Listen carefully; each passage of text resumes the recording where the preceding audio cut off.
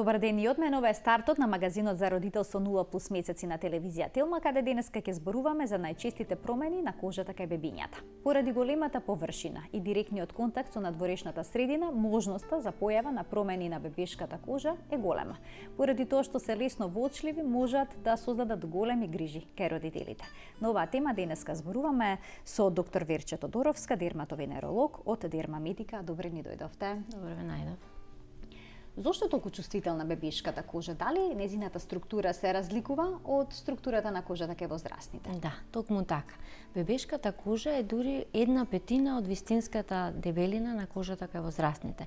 Значи, таа ги има сите слоеви, меѓутоа се многу потенки и исто така структурите во самата кожа се уште не се доволно активни. Значи, едноставно, незината функција не е целосно воспоставена, незрели се и потните, и лојните жлездички, нивните каналчиња и исто така и количеството на меланин, односно неговата активност, исто така е многу намалена, односно тек почнува да се развива. Затоа кај бебињата е многу битно до 6-тиот месец особено воопшто да не се изложуваат на UV-зраците, бидејќи немаме доволна меланинска заштита. А во однос на другите, значи, бидејќи самата кожа, бариерната функција не е воспоставена, значи она да не штити од околината, затоа многу често знае да ја реагира, бидејќи тоа е, нели, првата линија на одбрана од околината кога бебето излегувајќи, нели, доаѓа на свет во сосема нова средина и треба да се адаптира на сосема нови услови. Првите 3 месеци може да бидат особено стресни за родителите од повеќе аспекти, бидејќи бебето тогаш цица, го споставува оној режим на спиење, но се јавуваат и разни промени на кожата, кои што може да бидат исклучително стресни за новопечените родители. Па кои се најчестите промени кои што не треба да представуваат некоја посебна грижа за нив? Да, тие се, значи, дел од да речеме растот и од таа, значи, фаза на созревање на функцијата на кожата. Например, во првите 3 месеци најчесто забележуваме појава на милиуми како резултат на затнување на отворите на потните жлездички. Обично тие се јавуваат околу очињата, на носето, на брадата, како мали жолти бисеровидни точкички, кои што мајката може да ја загрижат, меѓутоа тие како се воспоставува, едноставно се регенерира тој површен слој на кожичката, се губат. Обично првите, за месец, 2-3 се повлекуваат. Исто така, мошно често во тој период се и бебешките акни.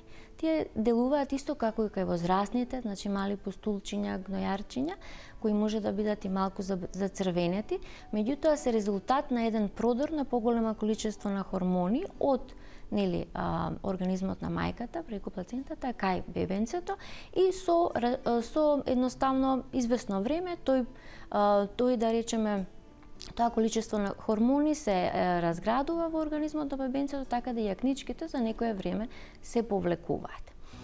Исто така, нели, грижливите родители обично знаат и да го претоплуваат бебенцето, грижејќи се, нели, да не му е студено, да не настине, така да, потните жлезди се уште не се доволно активни, не може да ја регулираат добро температурата на самото тело и доаѓа до затнување на поричките на потните жлезди, па се јавува еден осип, милиарија се вика, или вруќици, кои што се како точкисти мали издигнување на кожата, може да бидат розаникави, може и црвеникави, не чешат, нема никаква симптоматологија и се јавуваат обично на оние делови каде што потењето би било најизразено, а тоа се на градињата, на раменцата, кај вратчето.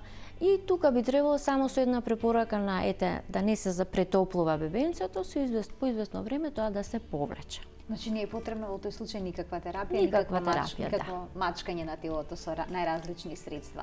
Кај бебињата исто така на главчето се јавува теменица. Така, да. Каква може се таа да биде? Да.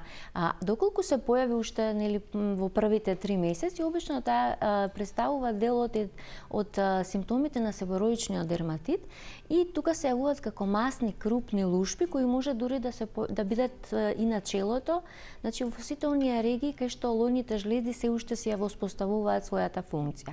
Додека После третиот месец, обично тогаш велиме манифестација на атопичниот дерматит. Тогаш малку поинаку се манифестира, повеќе како суви лушпи кои што лесно се перутаат и може дури да биде придружено и од чешање, бидејќи атопичниот дерматит е всушност една состојба на многу сува кожа која што многу чеша. Значи секогаш кардинален ние велиме или главен знак на атопијата, на атопичниот дерматит е јадежот. Без јадежот немаме дијагноза атопичен дерматит. Во текот на емисијата ќе се задржиме токму на атопичкиот дерматит, но сега да појасниме доколку се јави кај детето теменица, особено во првите месеци. Така. Дали треба да се интервенира бидејќи родителите бараат решение?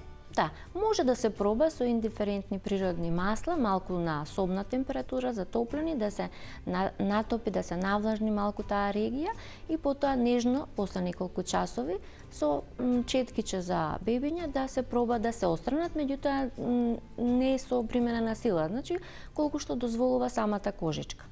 Дури ништо да не преземете, тие со тек на времето ќе си паднат, ќе си се обнови кожичката на главчето и нема да има никаков проблем. Кај повеќе од 50% од бебињата се ова црвенило на газето, се присутен оној пеленски исип, кој што изгледа на карактеристичен начин. Мислам дека ретко може да се промаши доколку се појави такво нешто. Која е причината за појава на пеленскиот исип?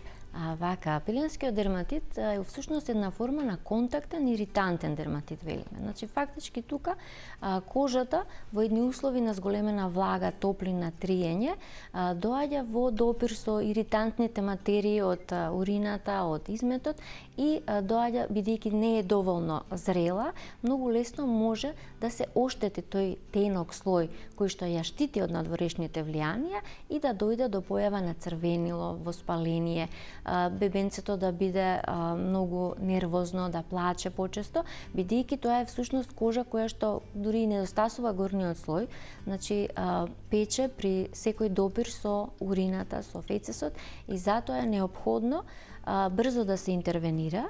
Значи, прво и основно, пелените да се менуваат што е можно почесто, што подолго да биде бебенцето значи, на воздух на некој начин да се суши таа регија, голичко, да се избегнува нивната примена колку е можно, нели сега, да се користат оние средства кои што нормално нели ја заштитуваат таа фрагилна регија, дали на база на вазелин или пак средства на база на цинк-оксид.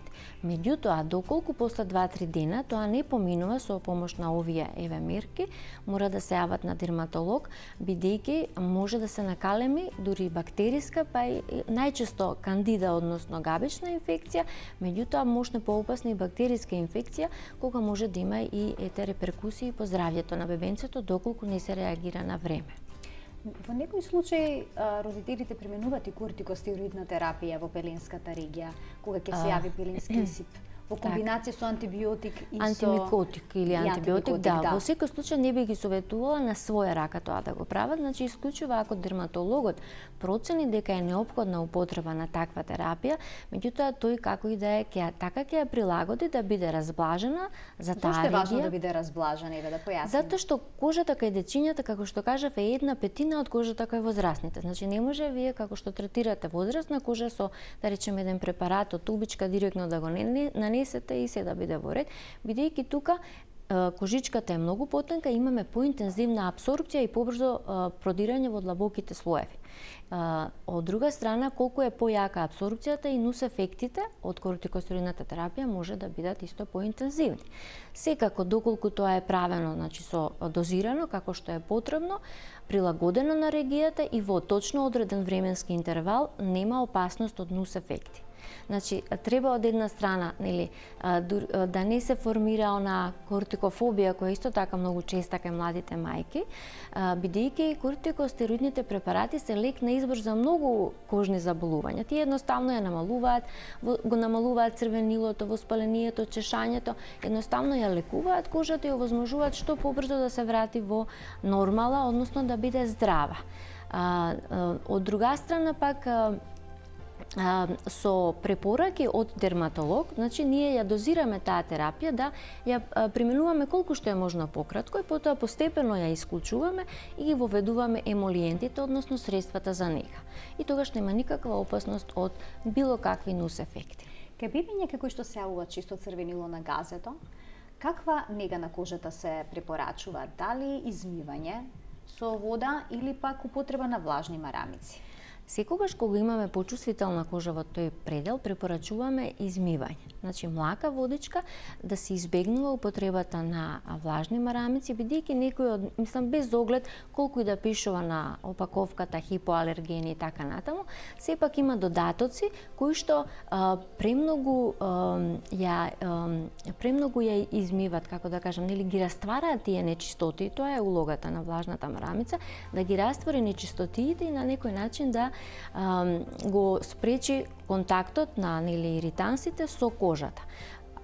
Може да пробате со влажни марамици да избришете било која друга површина, ќе видите колку чистат, нели? Најдобро чистат. А бебешката кожа сепак, поготово во услови кога е веќе надразната, треба да се избегнува, односно да се сведе тој контакт со иританси на минимум. Водичката најмалку иритира, темелно чисти и на некој начин дури ја смирува кожата без дополнителни иритации. Бидејќи може во тој да се јави дури и алергиска реакција на марамиците, може да биде и на пелените алергиска реакција, така да секогаш треба и тоа да се има во вид, да евентуално и се сменат и пелените доколку тоа не поминува и после приложената терапија се повторува. Значи, можноста од контактен алергиски дерматит исто така стои. Се препорачува ли некогаш пелените за еднократна употреба да се заменат со тетрапелени, односно со платнени пелени? Доколку е присутен долго време овој проблем? Па тоа е добро во првите неколку дена, додека се на некој начин заздрави кожичката, бидејќи тетрапелените се памушни и дозволуваат да дише, има подобра циркулација на воздух и затоа нормално, значи природно се исушува оној влажен слој кој што ја мацерира, ние велиме, кожата кога имаме висока температура, влага, триење и не ја дозволува да се ја врати она нормална хидролипидна бариера, односно да заздрави. Али тоа сепак треба да биде кратко, бидејќи во овие денешни услови, нели, едно мокрање, тоа многу често се случува, ќе треба често да се менуваат, па се настинува бебенцето и така натаму, така да тоа во крајни случај. Еден од честите проблеми кај бебињата се и екземите, односно појавата на атописки дерматитис. Зашто станува конкретно збора, да појасним? Так. Атописки дерматит е една хронична воспалителна болест која што е чиј главен знак е чешањето, појавата на строго одредени регии и генетската предиспозиција. Постои една синоним на атопискиот дерматит или внатрешна екзема. Има и други екзематични промени, меѓутоа атопичниот дерматит е сосема посебен ентитет. Значи, доколку во семејството има, да речеме, појава на ние викаме таа атописка триада, значи тие како да одат рака под рака тие состојби, тоа се поленската кијавица, астмата и атопичниот дерматит. Значи доволно е во блиското семејство да има барем еден, член кој што има некоја од овие манифестации, со тоа можноста бебенцето да го наследи, односно кај него да се развие атопичен дерматит станува многу повисок. Доколку двајцата родители имаат таква, ние велиме атопична диатеза, можностите се од 60 до 80% да се јави атопичен дерматит и кај детенцето. Да. Се смета дека најчесто, значи дури во 50% од случаите се јавува токму во првата година, а останатите негде до 5-та година, значи во баш оној првиот дел од животот се развива. Кај децата кои што се јавува атопичен дерматитис, тоа е една состојба која што постојано се повторува, се повлекува, па се враќа, го ремети квалитетот на животот и на детето, но и на целото семејство. Какви симптоми најчесто има детето? Дали секогаш е тоа проследено со јадеж, со сврап? Секогаш. Или може понекогаш и да го нема тој проблем? Јадежот е главен кардинален знак на атопичниот дерматит и всушност ние велиме не е тоа осип што чеша, туку чешање што осипува. Значи, од самиот јадеж почнува да се менува површината на кожата. Доаѓа до воспалување, доаѓа до пукање, до појава на мали меурчиња кои што многу чешат, се препокриваат со красти, кожата се суши и делува, прилично зацрвеното и може да стане влезна врата и за бактериска инфекција. Зависно од возраста и манифестацијата на атопичниот дерматит. Кај помалечките бебиња еве во првата година од животот најчесто се локализира на обравчињата, на главата, на надворешните делови од екстремитетите.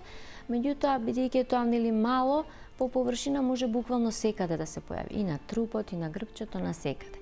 И најважно е дека е придружено со интензивен јадеж. Како расте детенцето, таа локализација се менува и доаѓа до манифестација исклучиво на одредени, ние велиме, предилекциони места. Подложни едноставно, дури со самото влегување на детенцето, ние веднаш знаеме дали станува збор за атопичен дерматит или не, бидејќи местата се се многу карактеристични. И тоа околу зглобовите, на превоите на лактите, позади коленцата и на вратот. Тоа се најчестите регии каде што го гледаме атопичниот дерматит со подминатата, да речеме, во раната предшколска возраст и школска возраст. Може ли секогаш да се утврди тригер факторот за појава на атопичниот дерматитис? Так. Има многу тригер фактори.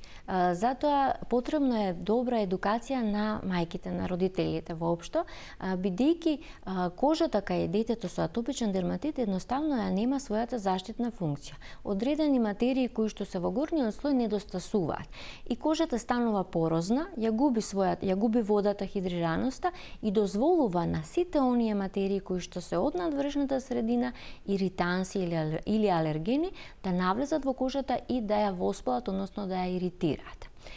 Поентата и на терапијата всушност е во тоа да го вратиме тој хидролипиден слој и со тоа заштитата на кожата од надворешната околина да ја зголемиме, да немаме многу често такви релапси на влошување, а да биде со што подолго здрава кожата. Тригерите, значи, може да бидат нешто што е во директен контакт со кожата, почнувајќи од облеката. Например, облеката треба да биде стрикно памучна, по можност и бела, значи да нема бои, да нема синтетика. Потоа, средствата кои што се користат за перење на лиштата, омекнувачите, да бидат, значи, средствата да бидат што поблаги, омекнувач да се избегнува и да се користи дополнително плакнење на лиштата. Значи, буквално секаква хемија, секаква можна иритација на кожата да ја сведеме на минимум. Потоа, од околината имаме средства кои што испаруваат во воздухот, значи може да има прашината, дерматофагоидес од мувлите, било какви испарувања, поленот исто така може да биде тригер фактори, значи тоа е нешто што го вдишува детенцето. Исто така и сувиот воздух. Затоа препорачуваме секогаш да има навлажнувач на воздухот и во лето и во зима. И зимно време исто така тоа се појачува. Бидејќи во сувата средина, сувата кожа уште повеќе се суши. Затоа имаме ситуации во кои што доколку бебенцето го смени местото на престој, каде што е повлажна климата, веднаш се повлекуваат симптомите на атопичниот дерматит, бидејќи кожата не се пресушува. И последно, но не толку помалку важно, е секако и исхраната, значи веќе после 6-тиот месец или зависно се или новите препораки какви се, како се воведуваат нови храни, треба мајката да води дневник, ова зборам и за целото дејство, или првите години особено, за да утврди дали при внесот на некои храни се појачуваат симптомите на атопичниот дерматит. Почнувајќи од првото млеко, да речеме, потоа воведувањето на нови продукти, особено ние велиме потенцијално алергени, како што се кравиото млеко, јаткастите плодови, кикириките, рибата, сојата, јајцата. Значи тие се најчестите алергени под наводници, кои што бидејќи кај детенцето дури, значи само кај 1/3 имаме вистинска алергија на храна, а кај останатите 2/3, значи кај поголемиот број на дечиња имаме интолеранција на храна. И чоколадата ја заборавив, исто важна за дечињата. Значи, таа интолеранција на храна што сведочи? Дека, значи имаме ситуации во кои што мајката кажува, кога беше мало детенцето беше алергично на јајца, а сега веќе не е. Значи тоа укажува дека тоа не е вистинска алергија, туку всушност интолеранција која што со тек на годините се надминала. Да, со заздравување, со појачување на имунолошкиот одговор, фактички се надминала. Во однос на негата на бебешката кожа или воопшто на детската кожа која што има предиспозиција за атопичен дерматитис, за сувост, за перутање, за појава на екземи, дали е најважно влажнењето или пак спротивно на тоа не треба често бебето да се капе? Која е препораката? Точно, препораките се поретко капење, бидејќи секое капење на некој начин ја исушува кожата, особено ако се користи потопла вода и ако траат подолго тие купки. Значи секогаш треба да бидат тие 5 до 10 минути, 2 пати неделно, сега во зимскиот период дури може и поретко, бидејќи немаме, мислам, бебенцето не е изложено на некои страшни, да речеме, како да кажам, не се валка, за да мора да го избањаме да биде чисто, а кожата само да му ја пресушиме. Така да, поентата е да на некој начин со овлажнењето на кожата ја вратиме таа хидролипидна бариера. Тие средства се нарекуваат емолиенти, има различни типови. Некои прават оклузија, значи како еден филм и не дозволуваат водата да ја напушти кожата, значи да не се исуши, а другите навлегуваат во подлабоките слоеви и ја собираат водата, викаме хидратантни или хумектанти, и исто така ја одржуваат влажна, еластична и здрава кожата. Комбинацијата помеѓу овие типови на емолиенти, дали хумектанти, оклузиви, тоа се уреа, глицерин, амониум лактат, значи тоа се најчестите состојки на сите овие емолиенти што веќе ги имаме многу, мислам, на избор по аптеките. Воглавном, значи, тоа треба да биде медицинска козметика, која што е стриктно наменета за атопичен дерматит и што е многу важно, постојано да се аплицира. Дали е потребно еднаш, 2 пати, 5 пати во денот, зависи од кожата, колку е потребно да се навлажни, да не биде сува и да не се престанува кога ќе се надмине проблемот, да речеме, бидејќи тоа е една од најчестите грешки на родителите, значи додека има поинтензивна сувост, тие се поредовни во негата, а потоа престануваат или ги заменуваат тие средства со некои други, што е грешка. Значи таа бариера треба постојано да ја обновуваме. Значи тој масен филм на површината на кожата постојано да го надокнадуваме, бидејќи тој е одсутен кај нив. Така. И сега доаѓаме до оној дел кога е неопходна употреба на кортикостероидна терапија. Споменавте дека веќе родителите најчесто се плашат, така, дури кога е интензивен овој проблем, кога детето е прекриено всушност со екземи, најчесто велат да се обидеме на друг начин. Значи, секогаш и ние, дерматолозите, пробуваме таа терапија да ја оставиме кога навистина е неопходна. Секогаш пробуваме со вакви совети, значи со едукација, со употреба на емолиенти. Во некои случаи тие емолиенти имаат и одредени средства во себе кои што го намалуваат јадежот и со тоа тој врзан круг каде што имаме чешање, јадеш, осип, чешање, јадеш. Значи цело време на некој начин го прекинуваме тој круг. Доволно е детенцето да не се чеша, да се ставаат емолиенти и кожата ќе се обнови. Меѓутоа, ако тоа не е доволно, ако е интензивна таа една реакција на некој тригер фактор, еве како што ги објаснивме, тогаш е неопходно да се даде и терапија. И како што кажав, секогаш што е дозирано, значи дерматологот не може да ја злоупотреби, секогаш го има на ум местото каде што се аплицира, возраста на бебенцето, клиничката слика и зависно од тоа правилно ја титрира терапијата и секогаш имаме степ-даун терапија, односно постојано, подстепено поточно, укинување, намалување на терапијата и воведување на емолиентите или средствата за омастување на кожичката. Дали овој проблем спонтано исчезнува во школска возраст? Па во одреден дел од случаите да, меѓутоа има, мислам дека 20 до 30% од дечињата продолжуваат да се соочуваат со проблемите со атопичниот дерматит и понатаму во животот, така е одреден дел дури се развива и астма. Обично велиме негде околу пубертетот со активацијата на лојните жлезди, тоа подмачкување наместо емолиентите го прави лојната жлезда, односно хормоните кои што тогаш интензивно се лачат и тука знаеме да има известно подобрување и смирување, па дури исчезнување на симптомите. Меѓутоа како ќе се развива, тоа никој не знае. Интересно е, по новите клинички студии е докажано дека доколку бебенцето уште од најмала возраст се третира со емолиенти, значи со овие специјални средства кои што го обезбедуваат хидролипидниот заштитен филм на кожата, кај нив можноста од развој на атопичен дерматит дури се смалува значително, особено дури ако имаме генетска предиспонираност. Так. Така да битна е вистинската, нели, правилната нега. Употребата на маслени купки, значи не парфимирани, оние што убаво мирисат и убаво изгледаат. Родителите такви бираат. Да, затоа што тие се богати со парабени, конзерванси, адитиви, вештачки бои. Сето тоа е еден вид хемија која што во контакт со бебешката нежна кожа може да доведе до некакви промени и компликации. Иритира. Така да што помалку бои, што помалку да пени, нели, да таа пена всушност го раствара тој липиден слој и имаме пак сувост на кожата. И веднаш после капењето, тоа е исто битно, значи уште првите 3 минути од капењето со нежно тапкање се собира вишокот на вода, а потоа се нанесува емолиентот, бидејќи тогаш најмногу продира и најмногу се впива. Доктор Вирче, ви благодарам што бевте денеска гостинка во Нула Плюс, на вистина корисни совети и препораки за родителите, поврзани со најчестите проблеми со кожата кај нивното дете.